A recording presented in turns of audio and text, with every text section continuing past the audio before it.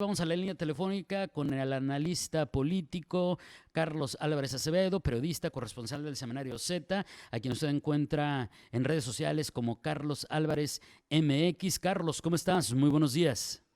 David, buen día, ¿cómo estás? Muy bien, muchísimas gracias. Ya me imagino que igual que ustedes, con información, pero acumulada del fin de semana tremenda, alguna preocupante, pero dinos, ¿de qué nos platicas el día de hoy?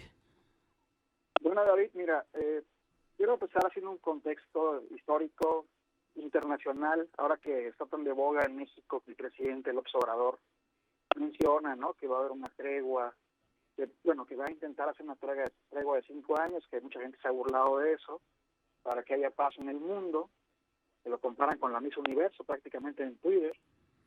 Este, y bueno, también habla sobre otros países, como el caso de Colombia el día de hoy.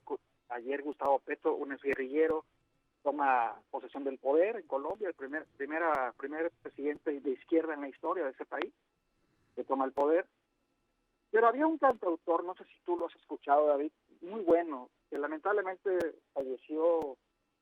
para los melómanos, falleció en abril del 2020, que es cantautor catalán, mejor dicho, que se llamaba Luis Eduardo Daute. Sí, cómo no. Sí, si lo recuerdas. Él escribió muchas canciones, y por ejemplo en el 74 del siglo pasado escribió una canción que se llama Al Alba, que era pues un himno contra la pena de muerte, los últimos sostenedores de Franco, y pues, contra el régimen de Franco, que pues, prácticamente nació en 75, un año después, y que da el paso a la democracia española. Y entonces, cuando llega la democracia a ese país, le preguntan al cantautor catalán, la prensa le preguntó qué iba a hacer ahora, pues porque ya no tenía a quién criticar, ¿no? Porque el antiguo régimen ya estaba, según, muerto. Y él, pues obviamente, nunca dejó de criticar ni al antiguo régimen, ni al nuevo régimen. Y es más, en los 90 lanza una canción que se llama La Belleza. Y La Belleza, voy a citar unas estrofas. Míralos como reptiles al acecho de la presa, negociando en cada mesa maquillajes de ocasión. Ujú. Siguen todos los raíles que conduzcan a la cumbre, locos porque los deslumbre su parásita ambición.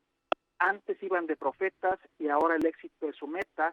Mercaderes, traficantes, más que náusea dan tristeza. No rozaron ni un instante la La belleza. belleza, Y claro. se refería el cantautor a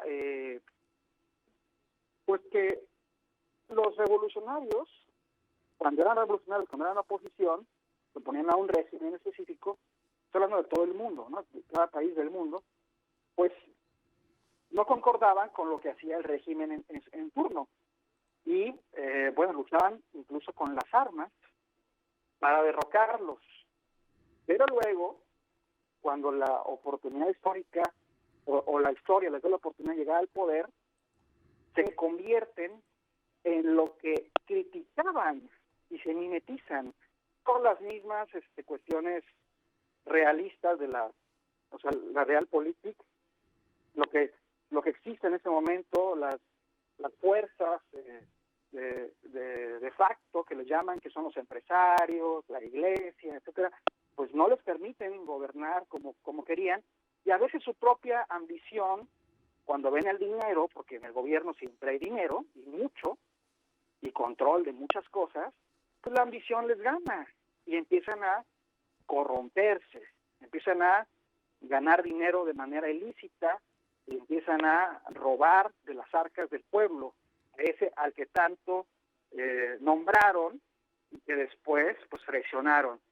Y pues, voy a poner un ejemplo histórico en el caso, por ejemplo, de Brasil, cuando ya Lula da Silva, un presidente que fue muy popular, que se religió y que luego, ya no, al no poderse reelegir otra vez, pues lanza a una de sus amistades, desde que eran guerrilleros.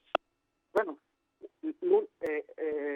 Dilma Rousseff si era guerrillera, Lula, en el caso de Lula era un líder del sindicato, pero la lanza a Dilma, que era su amiga. Incluso cuando gana la presidencia de Dilma y se quiere elegir en febrero de 2013, Lula es el encargado de salir y decir que, al decirle al pueblo que votaran por Dilma porque estaba haciendo bien las cosas, porque la pobreza había disminuido. O sea, todo este discurso que siempre echan los líderes de izquierda, y desafortunadamente que se convierten en populistas, para decir que todo va bien, que se ha ayudado a la gente más necesitada, y etcétera, ¿no? Entonces, a lo que quiero llegar es que en México estuve pensando por qué el presidente López Obrador lanzó con tanto tiempo, 3 años prácticamente, la sucesión presidencial, David. ¿Por qué lo hizo así? ¿Por qué tardó? ¿Por qué no lo hizo como otros presidentes, que cuando llegaba un momento legal posible, pues ya más o menos se perfilaban, incluso había un tapado, ahora le llaman corcholatas porque ya están destapadas? Uh-huh. ¿Y por qué lo hace así? Porque todo lo que criticaron cuando fueron oposición, todo lo que dijeron que no iban a hacer, pues muchas de las cosas las están haciendo y las están repitiendo, ya sea por gusto o por necesidad o porque simplemente no les dejaron opción. Pero sabemos de muchas cosas que ha habido en este gobierno, en el federal, que ha salido por parte de la prensa, la cual ha sido descalificada, la prensa, porque se dice que son también chayoteros, etcétera. A lo que quiero llegar en mi análisis es que el presidente, creo yo, adelanta la sucesión presidencial para que cualquier caso de corrupción sea tapado y sea descalificado. Y regreso al caso de Brasil. En ese entonces, en 2013, cuando Lula lanza la reelección de Dilma Rousseff, su amiga y su sucesora, pues emerge el caso de Lavallato. La operación Lavallato es una operación judicial donde se investiga los sobornos de las empresas constructoras, en el caso principal de Odebrecht, que también estuvo en México, y para tener operaciones y contratos sin necesidad de pasar por filtros de refinerías, de cuestiones de petróleo, sobre todo petróleo y construcción de carreteras, etcétera, de infraestructura, pues. Uh-huh. Entonces, aquí en México, desde que López Obrador lanzó, y fíjense bien lo que voy a decir, la sucesión presidencial adelantada con sus corcholatas, ya casi nadie de los medios que preparan los casos de corrupción, casi nadie ha sacado nada, ¿sí? O sea, por ejemplo, lo del hijo del presidente, de José Ramón López Beltrán, fue antes de las corcholatas. Lo de cualquier cosa que tú me digas, cualquier tema de corrupción fuerte, fue antes de eso. Entonces, a partir de ahora, todo lo que surja contra sus precandidatos, en el caso de Claudia Sheinbaum, o caso de Marcelo Ebrard, que salga algo, por ejemplo, de la línea 12, etcétera, etcétera, todo va a ser descalificado, porque van a decir que están atacando a sus corcholatas en el rumbo de la sucesión presidencial. Ese es el análisis que quería hacer, David. Y fíjate que yo no había pensado en eso. Qué buenas reflexiones estás compartiendo el día de hoy, Carlos, porque yo me había ido por un lado más simplista, que debo confesar, y que se me hace que todo este rollo que trae, por ejemplo, con Sheinbaum, era justamente como,